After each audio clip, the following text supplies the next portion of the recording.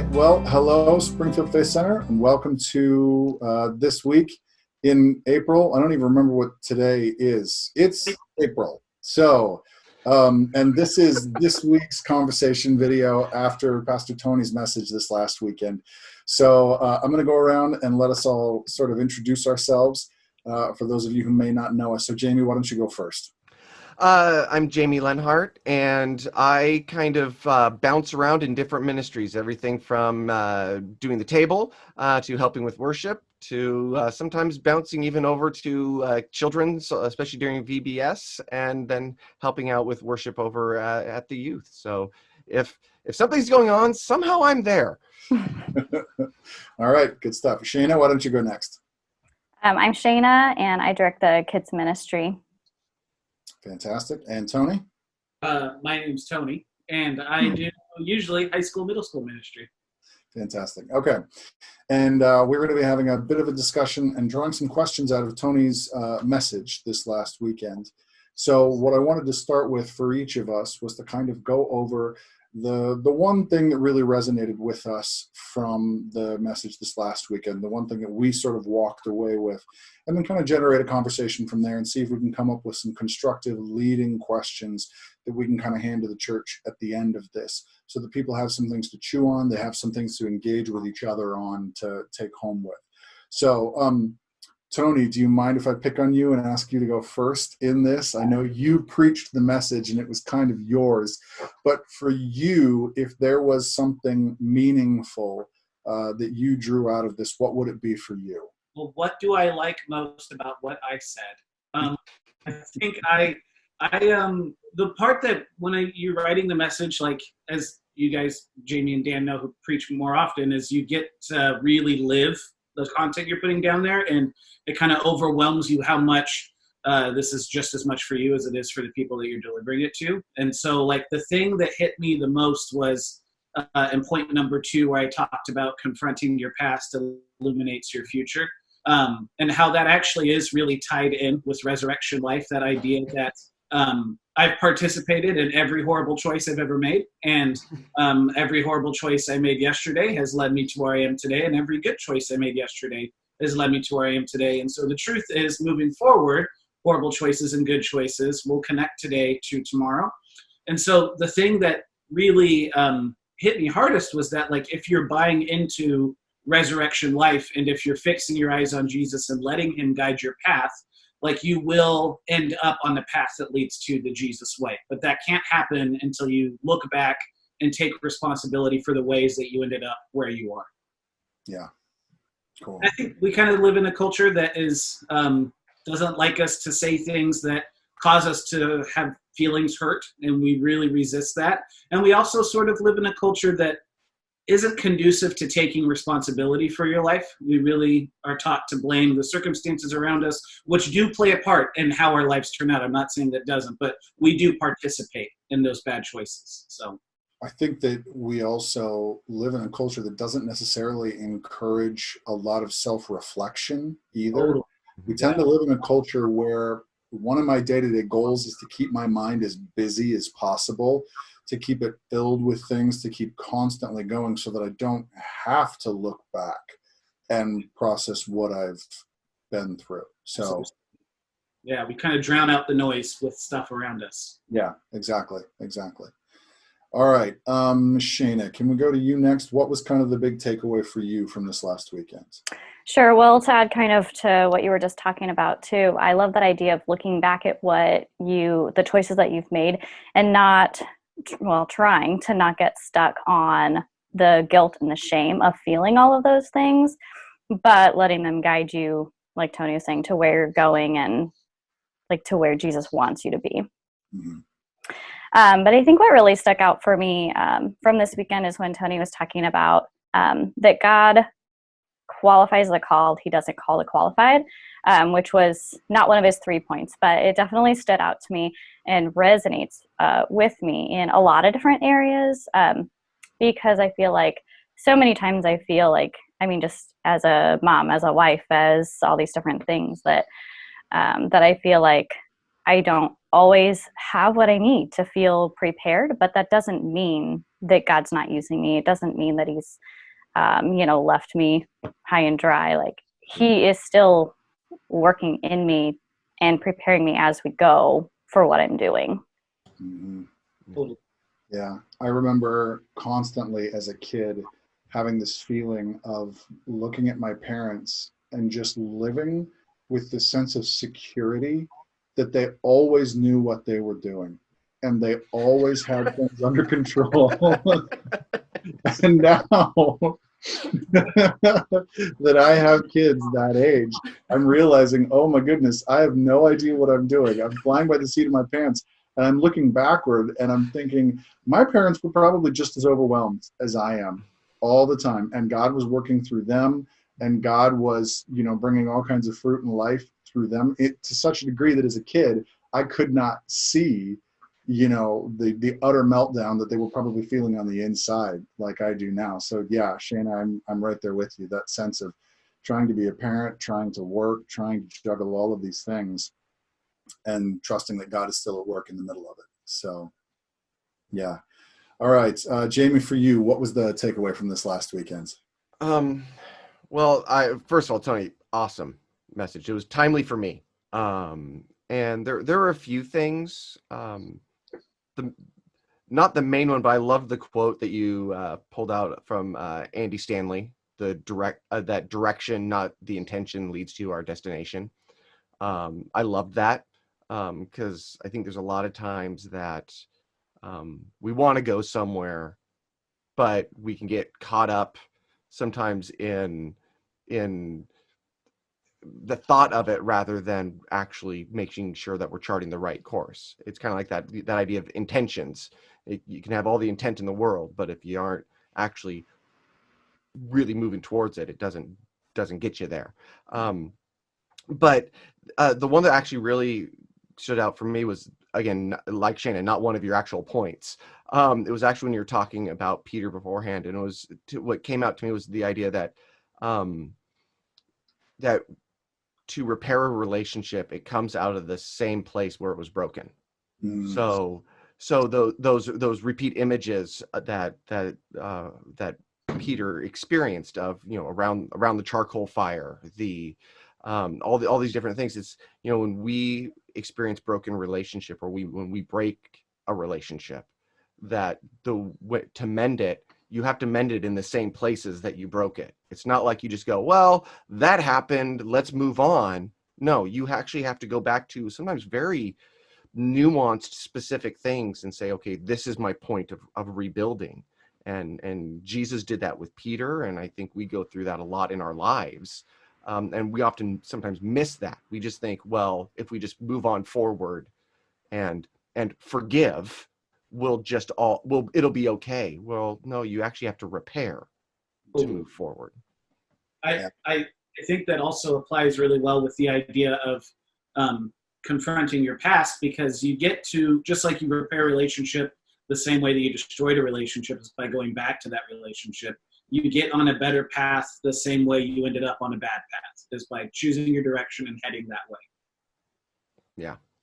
Yeah, I like that a lot.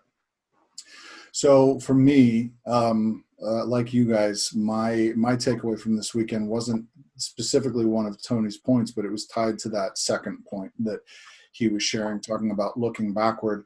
And Jamie, like you, mine had to do with Peter, and kind of Tony, what you were talking about, the overview there, because you identified that for Peter, an important part of his process was that for whatever reason, Jesus' plan for him was not to release him into the fullness of his leadership until after his failure, that his failure needed to come first. And then after that, Peter would be released. And it goes into, what you were talking about with that Peter having to look back and to process his history and the choices that he made, getting into that moment. He had to look at the brokenness of his relationship with Jesus, like Jamie, what you were saying, had to go back to the fire, had to go back to the fishing boat, had to go back to those places and experience some healing. But it was just that thought. And of course, that one's personal for me, because I, as a leader, I feel like I've got a lot of failure in my past. That's one of those burdens that I sort of carry around. Deserved or not is not the issue right now. It's definitely something that I feel like I have. And so it gives me hope that moving forward in Christ, there is still a calling on me and an equipping that he has for me moving forward that is not limited by my past failures, but is in fact built on the foundation of my past failures and propelled forward by them. So I really appreciated that. And it's kind of funny because normally, historically for myself, I resist associating myself with Peter. I find him annoying as a disciple, and I don't like seeing parallels, but in this case, I had no choice. So yeah, so it worked out. Peter's the one I identify with the most, so that cracks me up. Do I? Yeah. I've always wanted to identify with Paul, but yeah. Anyway, that's another conversation, I'm sure. Okay, so the goal then is to kind of take what we talked about, what was meaningful to us, and work towards some constructive questions that we can kind of draw out of the message, draw out of our takeaways that we can give to people. That's going to get them talking to each other, conversing with each other, and hopefully starting to think through the process of, kind of like Jamie and Tony, what you guys were saying, of letting go of the intention a little bit and grabbing onto the direction. Like in the process of answering some of these questions, how can I redirect toward what God has for me moving forward? So I don't know if any of you guys already have some thoughts for yourselves about what made sense to you. Tony, do you mind if I start with you again, just on some thoughts and kind of a direction that we could go there? Direction as far as questions? Yeah, questions. Like how would you, based on kind of what we've shared, how would you start to phrase some of those leading questions that you would really like to hand to people from this time? Yeah, I mean, I would say like the big point of the message for me was like just a reminder that if you still got breath in your lungs, God's not done with his purpose for you. And so identifying and being brutally honest with yourself, like, do I live like God is done with his purposes for me? Or asking a loved one, does the way I live my life reflect a life that says I have a life full of God's purpose and a preferred future for it? I mean, I think that's the big question that we should be diving into. Yeah. I like that. Yeah, we're taking notes here as well. So do I live like God still has purpose for me? Do I still, there's that funny Calvin and Hobbes quote. Some of you guys may be familiar with it, but where Calvin says, I was placed on this earth to accomplish a certain number of things. Right now I'm so far behind that I will never die. And it's that idea that there's still more for us in the future. And a really important part of that is getting my eyes, looking at the past enough to be honest about where I am, but then getting my eyes off the past and saying, I'm still here because God is still doing something. Yeah. So how does my past work constructively to help me move forward? I like that. Shana, what about you? Do you have some thoughts that we can kind of draw and coalesce into a question that we could hand people? Yeah, I mean, if we're looking at that point number 2, which I am really enjoying talking about that, is that if we're looking at what has happened before, how can we take that and like start creating some goals for us of where we want to go with God going forward? Mm-hmm. And that's hard to do sometimes, because the tendency when we're looking back at where we've gone, especially when it comes to issues of hurt or difficulty, the tendency is to get stuck in those things, not see them constructively, but to get kind of stuck there. So, how do we help people think through the process of, letting go of some of the hurt and trying to see those elements of their past as something redemptive? Good. Yeah. Cool. All right. Jamie, do you have any thoughts on what you were feeling and how we could sort of draw that toward a question? Well, I think it kind of goes in connection a lot of ways of what Tony said, which is, and to go with what I said of like looking and saying, are there any relationships, anything that I need to prepare in my life? Mm-hmm.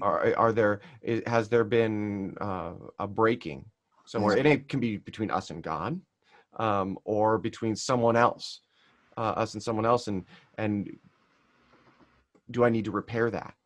Do I, or, and it doesn't necessarily mean restoring to the same relationship, but do I need to bring redemption and health back there and everything? So to do that, looking back and saying, okay, where did the break happen? Yeah. And then turn and look for that redemption and intentionally, like Shannon said, go towards it. Not just say, well, that should happen. It's start turning the direction towards it and be intentional towards it. Yeah. There might be a piece in that too where instead of if you're recognizing maybe not that you need repair, but maybe you need to do some repairing for somebody else, instead of getting stuck in that, start to think through what are things that I can do that are going to help start to repair this for someone else. Yeah. Yeah. Good. And there's a whole big conversation that we could have there, because relationships are tough to navigate, and those moments where we've been hurt or where we've done the hurting, intentional or not, are pretty tough to deal with. But I think starting by asking some of those questions, and especially asking that question about direction, saying, I may want this to get resolved, but it's not going to get resolved unless I can take a step or two in that direction. So with so much of this stuff, a big part of it is going to be going to God and saying, all right, God, what's next? What do you have for me? What's next? I can see the past. I can see kind of where I've come and where I am now. I know that you have a future for me. So what's next? Because we can script out the steps for ourselves, but sometimes my order of events is not going to be in agreement with what he has for me. And so involving him in that process is pretty crucial at that point.